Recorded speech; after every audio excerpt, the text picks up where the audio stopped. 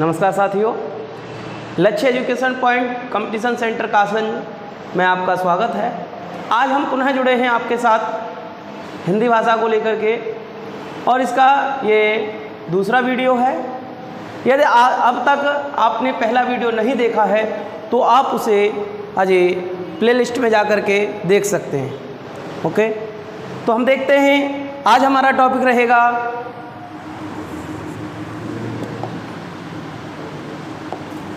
Word माला। देखिए, वैसे तो आपने कल देखा था वर्ड माला में अजय मानक वर्ड कितने बताए थे हमने। एक मिनट, चलिए वर्ड माला देख लेते हैं। 2 मिनट हम पिछला रिवाइज करते हैं। अजय वर्ड माला क्या है? वर्डों या लिपि चिन्हों का क्रमबद्ध व सुव्यवस्थित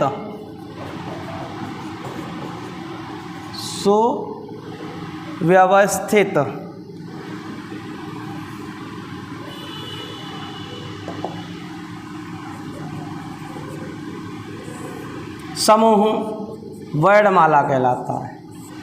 क्या कहलाता है दोस्तों? वर्णों का या लिपि चिन्हों का क्रमबद्ध व सुव्यवस्थित समूह ही वर्णमाला कहलाता है। वर्णमाला में मानक वर्ण आपको बताए थे। मानक वर्ण कितने होते हैं? 52। कितने होते हैं? 52। अजय वर्णों को 2 भागों में बांटा गया था। वर्ण कितने प्रकार के होंगे? 2 प्रकार के। अजय वो कौन कौन से हैं? स्वर और व्यंजन।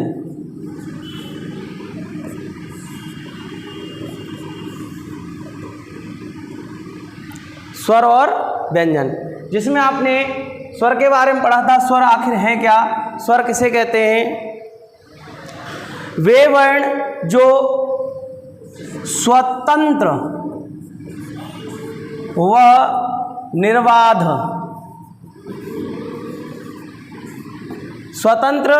निर्बाध उच्चारित होते हैं, स्वर कहलाते हैं। अथवा वे वर्ण जो व्यंजनों को बोलने में सहायक सिद्ध होते हैं, स्वर कहलाते हैं। स्वर की संख्या या आप देखेंगे कुल स्वर हिंदी में आपके कितने रहेंगे? 11। कितने? 11। इसके आगे हमने देखा था स्वरों का वर्गीकरण कितने प्रकार से किया था? 6 प्रकार से। नंबर 1 उत्पत्ति के आधार पर।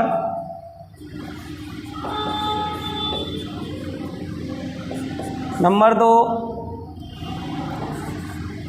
उच्चारण काल या मात्रा काल के आधार पर। नंबर 3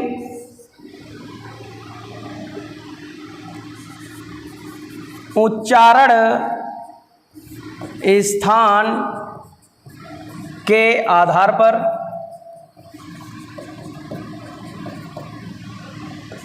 नंबर 4 रहेगा आपका ओष्ठाकृति के आधार पर। ओष्ठाकृति के आधार पर। और नंबर 5 रहेगा आपका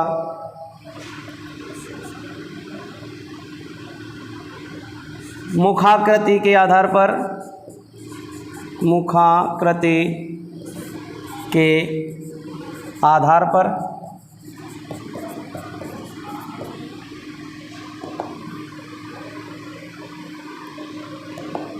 और 6 रहेगा आपका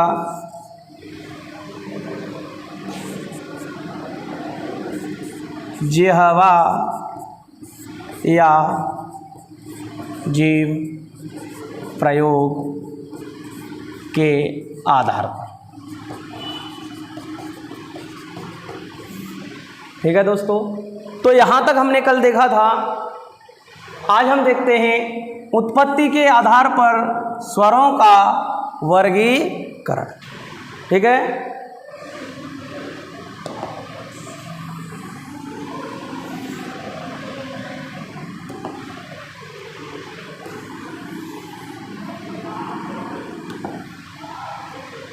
तो आज देखते हैं उत्पत्ति के आधार पर स्वरों का वर्गीकरण। देखिए, उत्पत्ति के आधार पर स्वर दो प्रकार के होते हैं। नंबर एक, मूल स्वर। मूल स्वर वे स्वर जो किसी अन्य स्वर के योग से नहीं बने होते हैं, मूल स्वर कहलाते हैं। इनकी संख्या 4 है। अ, ए, ओ और वे। हाँ जी, तो दोस्तों मूल स्वरों की संख्या कितनी रहेगी? 4 रहेगी। ये कभी किसी के योग से नहीं बने होते हैं। नंबर 2, संधि स्वर।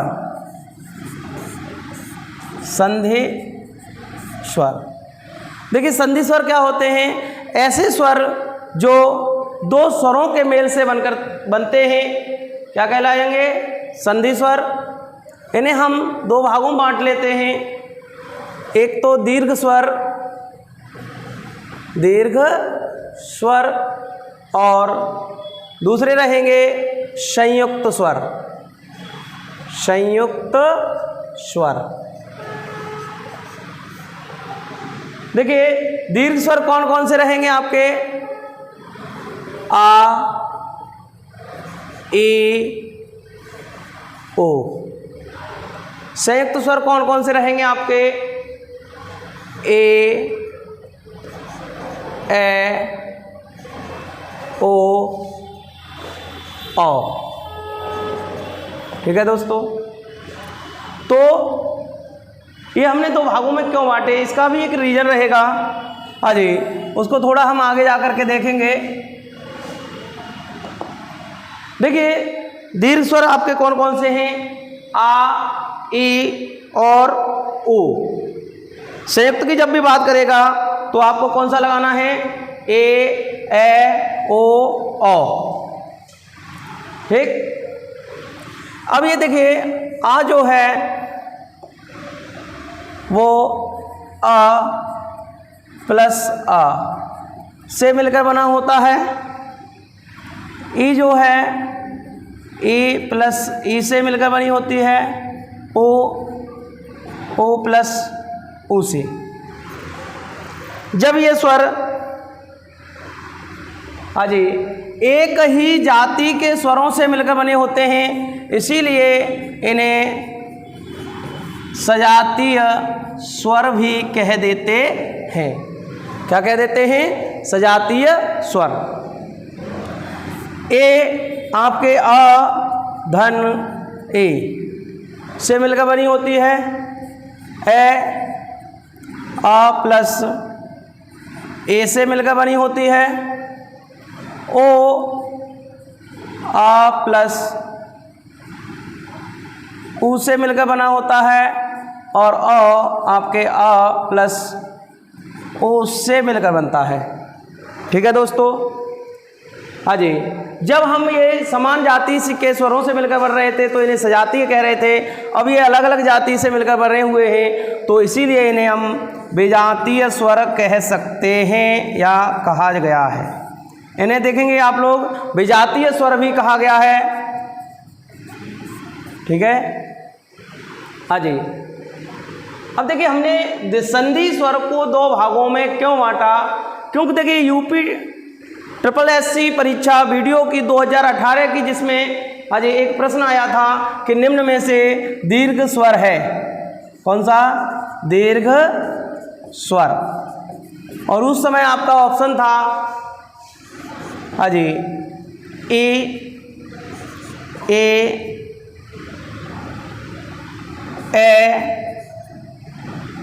और आ, शायद यही ऑप्शन थे। तो उसमें आपको प्रश्न पूछा गया था कि निम्न में से दीर्घ स्वर है।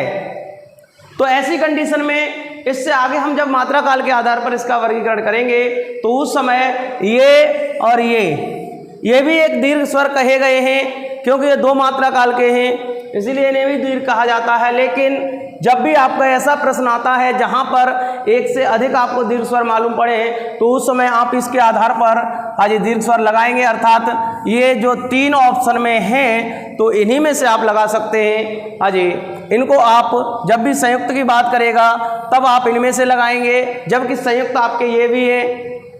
ऐसे ही ये दीर्घ भी हैं, ये भी दीर्घ हैं, दोनों में दोनों ही गुण हैं। ये आपके दीर्घ रहेंगे और ये आपके संयुक्त रहेंगे। जब जब ऑप्शन में आपको आ, ई और उ ये तीन स्वर मिलेंगे तो उन्हीं को आप दीर्घ में लगाएंगे, इनको आप उस कंडीशन में नहीं लगा सकते। लेकिन यही प्रश्न ऐसे होता कि निम्न में से दीर्घ स्वर नहीं है, तब आप इसको लगा सकते थे। ठीक है दोस्तों, हाँ जी। तो याद रखेंगे उत्पत्ति के आधार पर स्वरों को कितने भागों में बांट दिया गया? दो भागों में, मूल स्वर और संधि स्वर। मूल स्वरों की संख्या रहेगी 4, आ, ए, ओ, रे, और दीर्घ आजी संधि स्वर को दो भागों में बांट लीजिए। दीर्घ स्वर आ, ई, उ, संयुक्त स्वर ए, ऐ, ओ, औ। ठीक है, हाँ जी। इसके आगे चलते हैं हम लोग।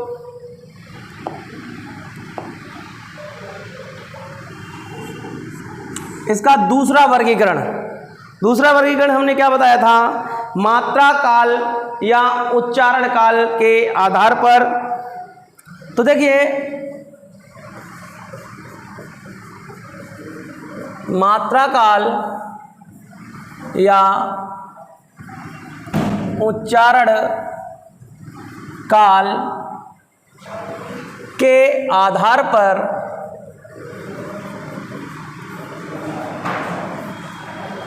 स्वरों का वर्गीकरण।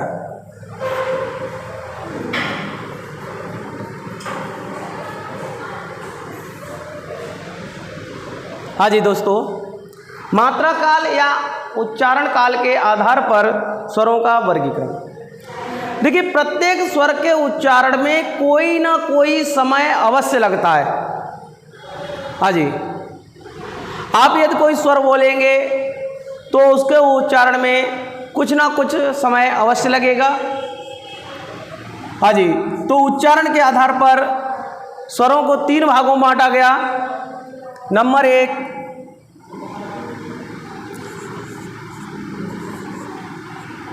ह्रस्व स्वर, इन्हें आप एक मात्रिक कह सकते हैं, एक मात्रिक स्वर। ठीक है दोस्तों। दूसरा रहेगा आपका दीर्घ स्वर, और दीर्घ स्वर को कहेंगे आप लोग द्विमात्रिक स्वर।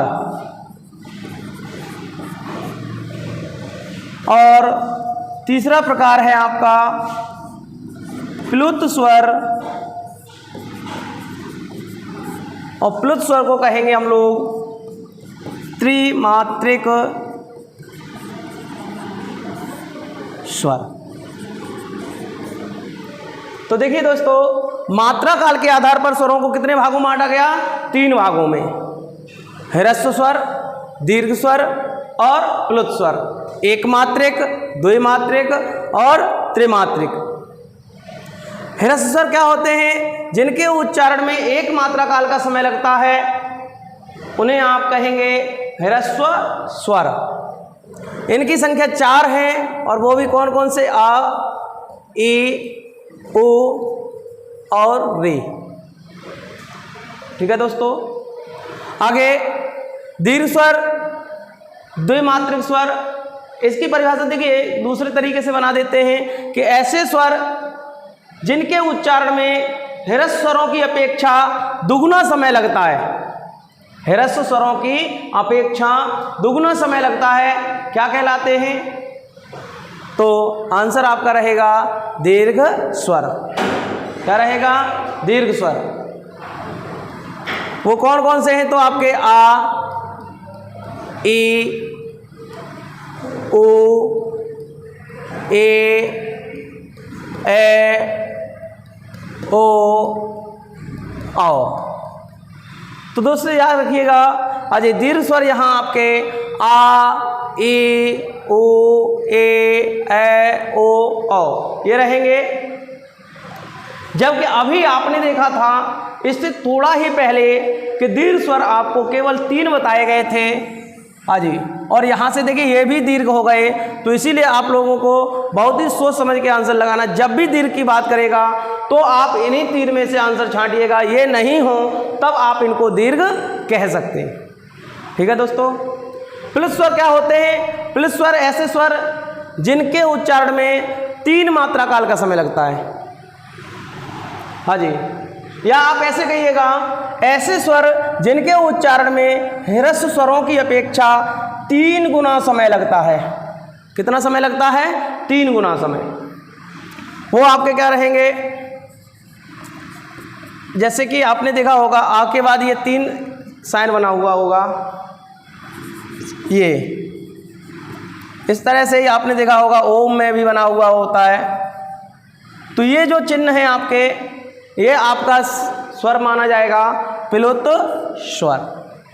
देखिए प्लुत स्वरों का प्रयोग हम लोग अभी केवल और केवल पुकारने में करते हैं। यदि वास्तव में लिखित रूप में इसका प्रयोग यदि देखना है आपको, तो इनका प्रयोग आपको कहाँ मिलेगा? वेदों में। कहाँ मिलता है इनका प्रयोग? इनका प्रयोग वेदों में मिलता है भैया।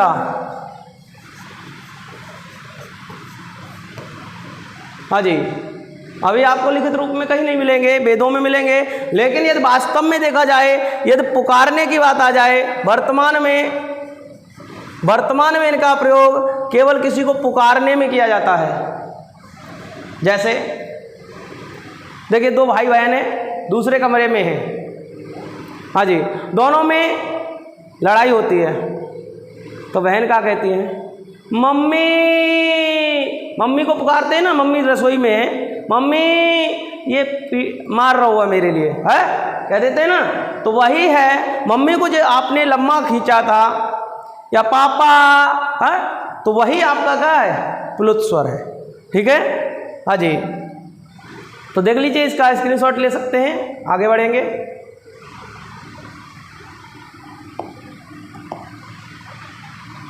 हाँ जी, देखिए तीसरा वर्गीकरण स्वरों का। हाँ जी, तीसरा वर्गीकरण का जो स्तर है वो अभी हमने आपको बताया था। कौन सा रहेगा दोस्तों?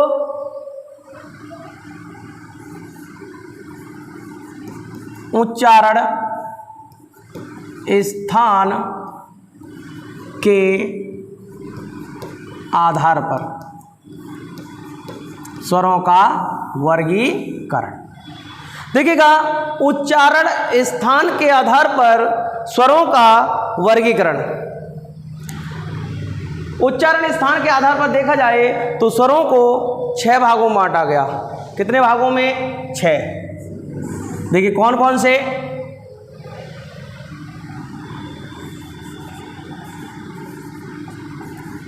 कंठ्य स्वर। भाई कंठ स्वर क्या होते हैं? ऐसे स्वर जिनका उच्चारण कंठ की सहायता से होता है, उन्हें आप कहेंगे कंठ्य स्वर। और इसमें देखा जाए तो आपके अ और आ, ये 2 स्वर हैं जो आपके कंठ स्वर कहे जाएंगे। इनका उच्चारण कंठ की सहायता से होता है। आगे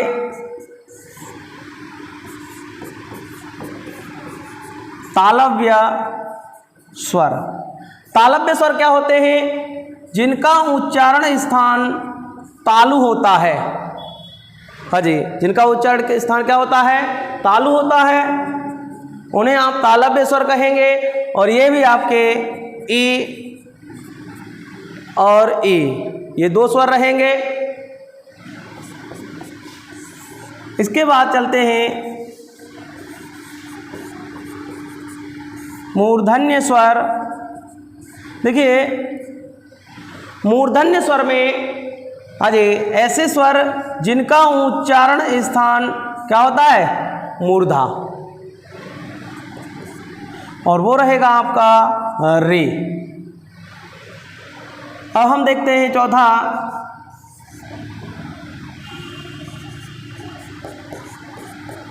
ओष्ठ्य स्वर। ओष्ठ स्वर ऐसे स्वर जिनके उच्चारण में ओष्ठ की सहायता ली जाती है, अर्थात जिनका उच्चारण स्थान क्या होता है, ओष्ठ होता है, उन्हें कहेंगे हम लोग ओष्ठ स्वर, और वो आपके रहेंगे ओ और ओ। ठीक है दोस्तों। अगला रहेगा हमारा कंठ तालव्य स्वर।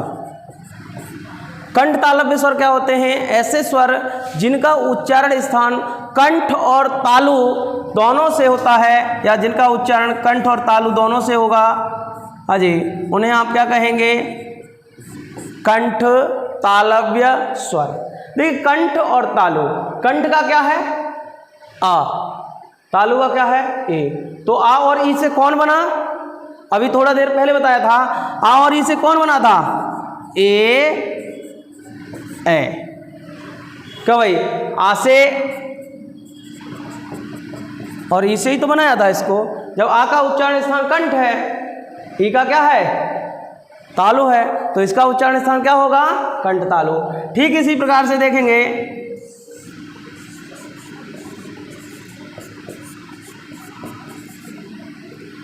कंठोष्ठ्य स्वर।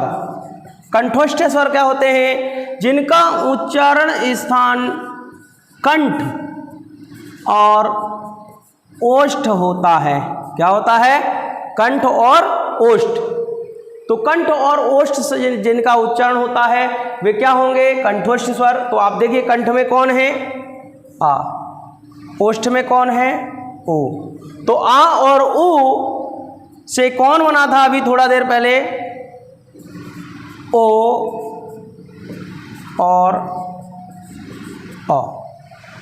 ठीक है दोस्तों, कौन बना था, ओ और औ। देखिएगा ओ आ प्लस ऊ से मिलकर बनता है, तो आप आ का उच्चारण स्थान आपका क्या रहेगा, कंठ रहेगा, ओ का क्या रहेगा, ओष्ठ रहेगा।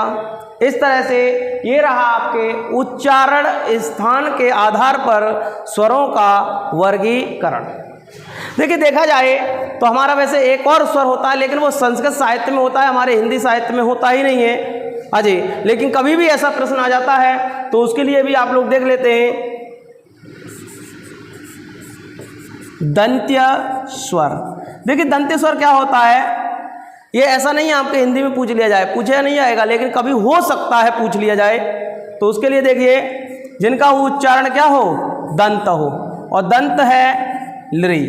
ये संस्कृत साहित्य का, भैया ये कहाँ है, संस्कृत साहित्य का स्वर है, आपके हिंदी में इसका प्रयोग नहीं होता। ठीक है, हाँ जी, स्क्रीनशॉट ले सकते हैं, आगे बढ़ेंगे।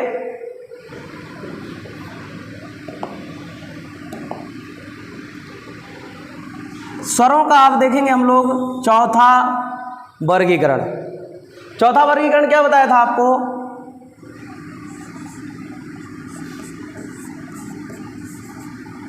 ओष्ठ आकृति कहिएगा या प्रयोग कहिएगा। ओष्ठ आकृति के आधार पर, ओष्ठ आकृति के आधार पर स्वरों का वर्गीकरण। ऐसे देखिए जिन स्वरों के उच्चारण में आपके ओठों की आकृति कैसी होती है, यदि वृत्तनुमा होती है तो वृत्तमुखी स्वर हो जाएंगे। हाँ जी, वृत्तनुमा नहीं होगी तो आपके अवृत्तमुखी हो जाएंगे। अर्थात ओष्ठ आकृति के आधार पर स्वरों को कितने भागों में बांट दिया गया? 2 भागों में। नंबर 1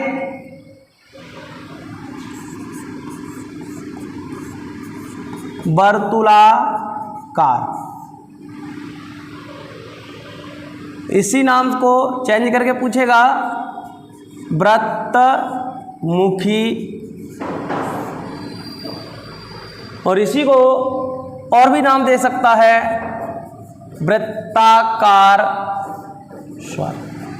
तो याद रखेंगे आप लोग, वर्तुलाकार कहे, वृत्तमुखी कहे या वृत्ताकार स्वर कहे, तो आपको याद रखिएगा ऐसे स्वर जिनके उच्चारण में आपके ओठों की आकृति गोल हो जाती है। देख लीजिए बोल के, कौन कौन से हैं? उ, ओ,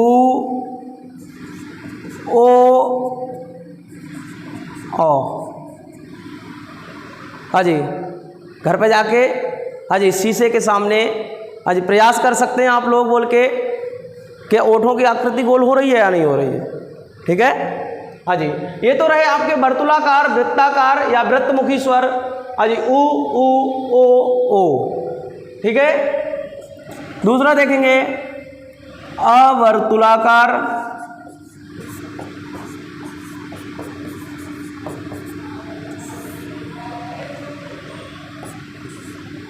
हाँ जी, अवृत्तमुखी या अवृत्ताकार।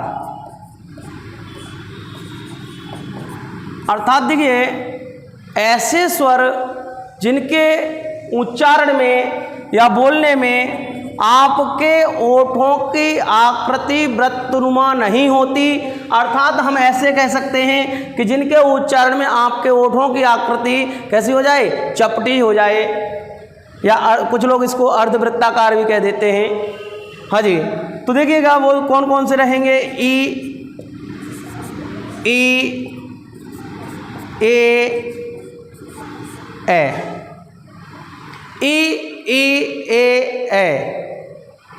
हाँ जी, ओष्ठ आकृति के आधार पर वास्तव में देखा जाए तो इन्हीं स्वरों का वर्गीकरण होता है, लेकिन आ और री वैसे ये कभी पूछे नहीं जाएंगे। अवृत्तमुखी में आपके यही ऑप्शन में होंगे। हाँ जी, यदि बाई चांस ये ना हो, ये ऑप्शन में ना हो, तब आप इनको अवृत्तमुखी कह सकते हैं। ठीक है, हाँ जी, जब ये ना होंगे तब। ठीक, आगे बढ़े। हाँ जी, अब देखेंगे हम लोग आज का आपका स्वरों का 5वां वर्गीकरण। देखिए 5वां वर्गीकरण करने से पहले हाँ जी आप लोग ने हाँ जी इस चैनल को सब्सक्राइब नहीं किया है तो कर लीजिएगा।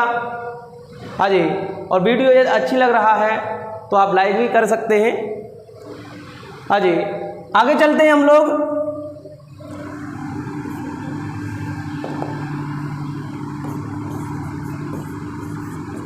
जिह्वा या जीभ प्रयोग के आधार पर स्वरों का वर्गीकरण। देखिए जिह्वा या जीभ प्रयोग के आधार पर स्वरों का वर्गीकरण। ठीक है दोस्तों, तो देखिए हाँ जी, जीभ प्रयोग के आधार पर स्वरों को 3 भागों में बांटा गया। कितने भागों में? 3। अग्रस्वर, ठीक है,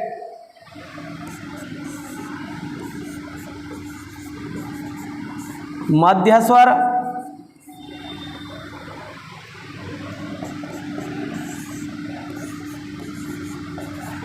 पश्च स्वर। देखिएगा, ऐसे स्वर जिनके उच्चारण में जिह्वा का अगला भाग प्रयोग किया जाता है उसे आप क्या कहेंगे? अग्र स्वर। अग्र स्वर हैं आपके अजी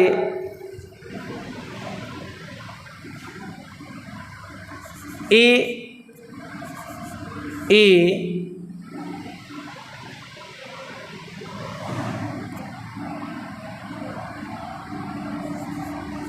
ओ।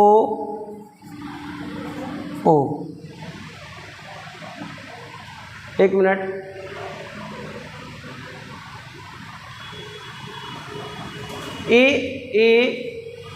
ओ। देखिए सॉरी, एक मिनट, हाँ ये आपके ओ और ओ नहीं, यहाँ थोड़ी गलती हुई, ए और ए रहेंगे, ठीक है। हाँ जी, आगे मध्य स्वर की बात कही जाए तो मध्य स्वर में आपका अ रहेगा, ठीक है। और इसके बाद बात आती है पश्च स्वर की, तो पश्च स्वर में आपका आ, ओ, ओ, ये सभी स्वर आ जाएंगे पश्च स्वर में, ठीक है दोस्तों।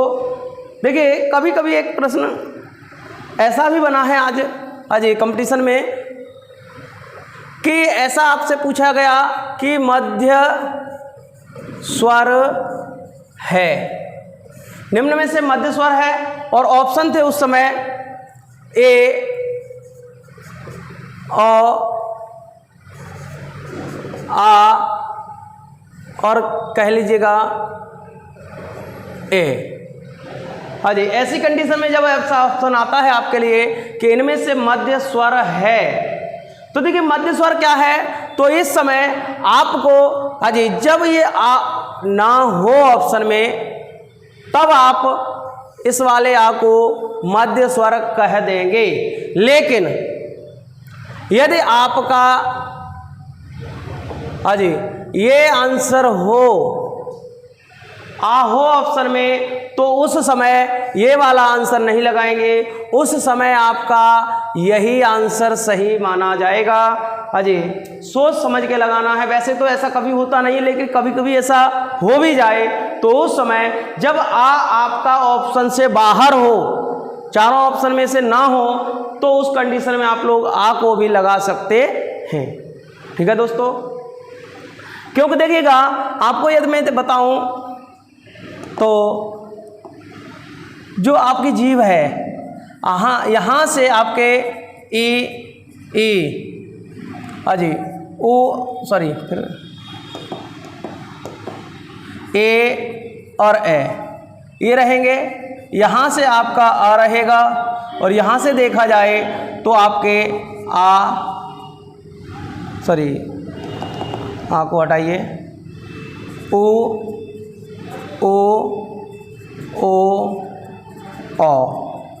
ये रहेंगे। लेकिन वास्तव में देखा जाए तो आ आपका यहाँ रहता है, कहाँ रहता है? यहाँ। देखिए आप लोग मैच खेले होंगे, मैच खेलते समय दो मोहल्ले की टीम होती है, एक बा मोहल्ले की एक जा मोहल्ले की। हाँ जी, तो आपने देखा होगा यदि 15 खिलाड़ी हो गए या 21 हो गए, यानी विषम संख्या में खिलाड़ी हैं, तो उनमें से आधे आधे बांट लेते हैं, और एक जो बचता है उसको हम लोग क्या रख देते हैं? कॉमन रख देते हैं, वहनिष्ठ रख देते हैं। हाँ जी, तो यह वहनिष्ठ खिलाड़ी है। वैसे तो ये इस मोहल्ले का ज़्यादा है, इस मोहल्ले में जाएगा, लेकिन जब भी ऐसी कंडीशन आएगी ये आउट हो जाए, अर्थात जब ये खिलाड़ी आउट हो जाता है तब यह आके यहाँ पर बैटिंग करेगा, ठीक है। हाँ जी, आगे चलते हैं। हाँ जी, स्वरों का जो हमारा अंतिम वर्गीकरण है,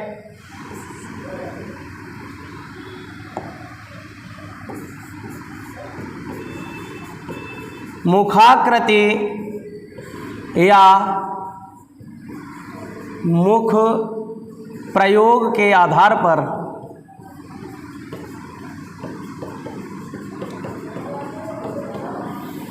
मुखाकृति या मुख प्रयोग के आधार पर स्वरों का वर्गीकरण। देखिएगा, मुखाकृति के आधार पर आप लोग देखिए, हाँ जी, कंचे खेले हैं, कितने प्रकार के होते हैं? 4 प्रकार के। कितने प्रकार के? 4 प्रकार के होते हैं। एक तो होता है, आपने देखा होगा, छोटा सा, हाँ जी, जब कोई हमारे बंटे को, कंचे को पीटता है तब हम उसकी जगह रख देते हैं छोटा सा। एक उससे बड़ा जो लेन देन के लिए प्रयोग करते हैं, और एक देखा होगा उससे भी बड़ा जिसको हम खेलने के लिए प्रयोग करते हैं, और एक सबसे बड़ा जब किसी से लड़ाई हो जाए तो उसके, हाँ जी, सिर में मारने के लिए रखते हैं। हाँ, तो वही है, ये कंचों के साइज हैं। ठीक उसी प्रकार से आपके मुख की आकृति के आधार पर स्वरों को 4 भागों में बांटा गया। एक तो होते हैं, हाँ जी, समृत स्वर। क्या होते हैं? समृत स्वर। देखिए, समृत स्वर में आपका जो मुख है, मुख सबसे कम खुलेगा, हाँ जी।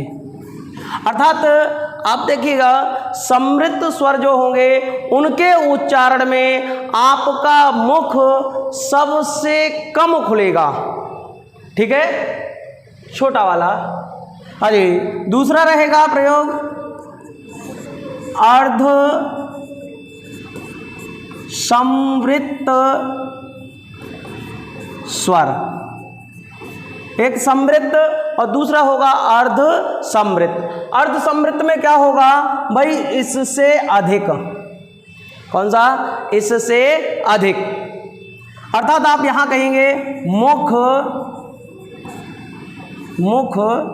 समृद्ध से अधिक। मुख कितना खुलेगा यहां पर? समृद्ध से अधिक, ठीक है दोस्तों। और तीसरा रहेगा अर्ध विवृत।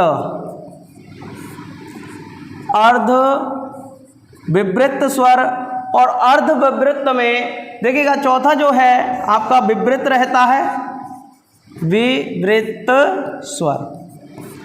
अब देखिए यहां पर आप 2 ऑप्शन लिख सकते हैं, या तो आप इससे कम कह दीजिएगा, विवृत से कम, या फिर अर्ध समृद्ध से अधिक, ठीक है। तो यहां क्या लिख सकते हैं हम लोग? विवृत से कम और अर्ध समृद्ध से अधिक, ठीक है दोस्तों। हाँ जी।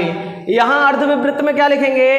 विवृत से, इससे यानी कम, और इससे अधिक, ठीक है। और यहां क्या रहेगा? सबसे अधिक मुख खुलेगा। सबसे अधिक, सबसे अधिक मुख खुलेगा जिसके उच्चारण में, वो रहेगा आपका विवृत स्वर। देखिए फिर से समझते हैं, समृद्ध स्वर जिनके उच्चारण में सबसे कम मुख खुलेगा, अर्ध समृद्ध यानी समृद्ध से थोड़ा अधिक मुख खुलेगा जिनके उच्चारण में, और अर्ध विवृत जिसके उच्चारण में समृद्ध से अधिक और विवृत से कम मुख खुलेगा, और विवृत स्वर जिनके उच्चारण में सबसे अधिक मुख खुलेगा। अब आप जानते हैं सबसे अधिक मुख कब खुलता है? हाँ जी, जब देखा होगा आपने रावण हंसता था, कैसे? हा हा हा हा। हाँ जी। तो किसके उच्चारण में भाई? इसमें आपका कौन आ जाएगा? आ। क्या आएगा? आ। तभी तो देखा है बच्चों से कहते लला दवा खिलाते हैं, हाँ फिलहाल आ करो, आ। हाँ, ई क्यों नहीं कराते? क्योंकि ई के उच्चारण में सबसे कम मुख खुलता है। ई उ इनके उच्चारण बहुत ही कम मुख खुलता है। हाँ जी। आगे ए और ओ, इनके उच्चारण में देखा जाए तो आप कहेंगे इस वाले वंटे से थोड़ा अधिक अजय अर्थात समृद्ध से थोड़ा अधिक मुख खुलेगा अजय, और यहाँ आपका आ ए आओ। ठीक है दोस्तों, तो ये आपके रहेंगे अजय अर्ध विवृत स्वर। ठीक है अजय, समझ में आया? स्क्रीनशॉट ले सकते हैं। तो दोस्तों आज आपने देखा कि भाई स्वरों का 6 भागों में वर्गीकरण। तो देखिएगा आपने सबके बारे में अच्छे से समझा। यदि वीडियो आपको अच्छा लगता है तो उसको लाइक करेंगे, और आपने चैनल अभी तक सब्सक्राइब नहीं किया है तो उसे भी करिएगा। लेकिन उससे पहले हमें यहाँ 2 विशेष पॉइंट देखने पड़ेंगे। देखिए वो विशेष पॉइंट क्या रहेंगे।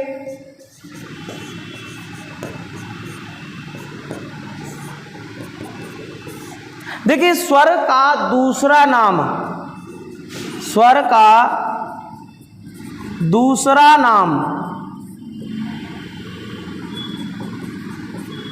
हाँ जी, स्वर का दूसरा नाम क्या है? वो है अच। स्वर को अच के नाम से भी जाना जाता है। और दोस्तों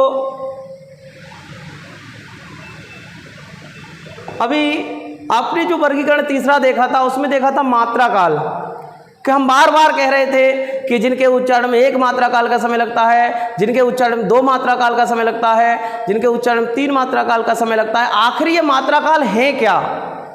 1 मात्रा काल बराबर क्या होता है? 1 मात्रा काल बराबर 1 मात्रा काल बराबर क्या होता है? हाँ जी, तो इसकी कोई एक्चुअल वैल्यू नहीं है, कोई इसकी ऐसा नहीं है कि भाई कोई सेकंड हो, ऐसा कुछ भी नहीं है। बस एक ही आंसर आपको याद रखना है कि पलक झपकने में लगे समय को, पलक झपकने में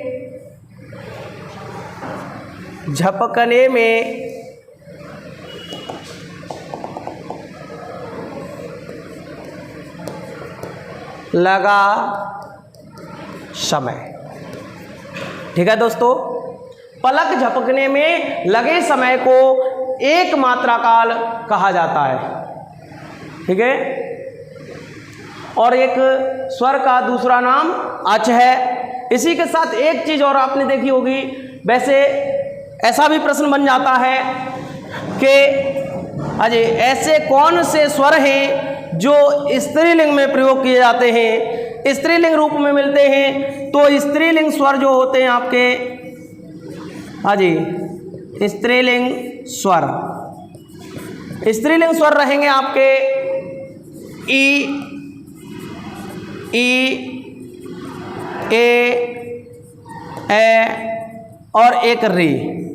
इस तरह से ये आपके 5 स्त्रीलिंग स्वर हैं। स्वर प्रकरण से यदि आपने में ये दोनों वीडियो देखे हैं तो स्वर प्रकरण से एक भी प्रश्न अलग नहीं जाएगा किसी भी परीक्षा में। हाँ जी, देखिएगा।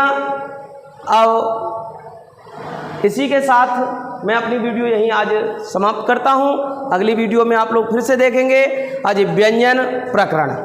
ठीक है दोस्तों, तब तक के लिए नमस्कार।